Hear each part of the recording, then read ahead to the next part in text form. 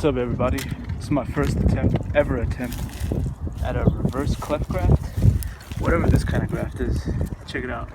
It's a cherimoya tree and a nona tree, and instead of cutting the scion like this, I decided to cut the rootstock like an arrow shape because I was gonna do a regular cleft graft here, but I cut too deep. The knife slipped, as you can see.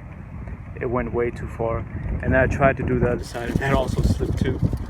So that left me with a sharp, pointy, arrow-shaped rootstock. Usually the scion looks like this, but I'm gonna do the reverse.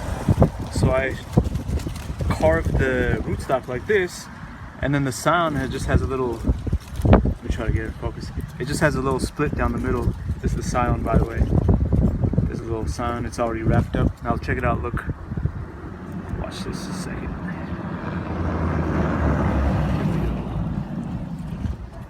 There it is. I'm gonna insert it like that. That's what it looks like. See how it's reversed? That's pretty interesting. I think this should work. I don't see a reason why it wouldn't work. As long as I can align them. There's the side view. I strongly believe this will work. Let's see what happens. I'll keep you updated. All right, guys, we're back 4 months later. Check it out. It looks like this reverse cleft grafting works. It looks like it's taken. It's been 4 months, so the grafting tape is disintegrated. I moved it away, and you could see how the graft is healed. And look, there's some nice new leaves growing out. That's a successful graft, people. That is pretty cool. Let me show you the other side. It's probably clearer and easier to see.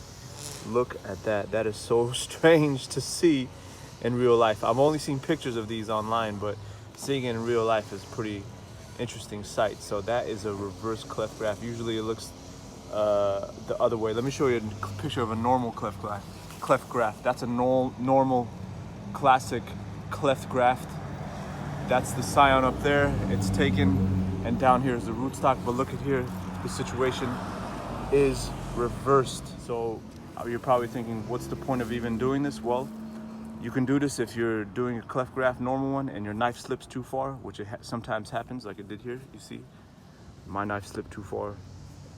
What you can do to save it is to just slice up the other side, and you could do a reverse cleft graft, and you could save your branch, and you could save your scion, and you can get something successful going. All right, people, thank you for watching. The whole point of this video, the reason why I made that is so to encourage folks to try new things, to try experiments in the garden. You never know what could happen.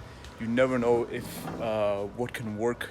You know, if you want to grow jackfruits in Northern California, just do it. Just try it. If you want to grow miracle fruit outside in California, just try it. Just do it. It might work.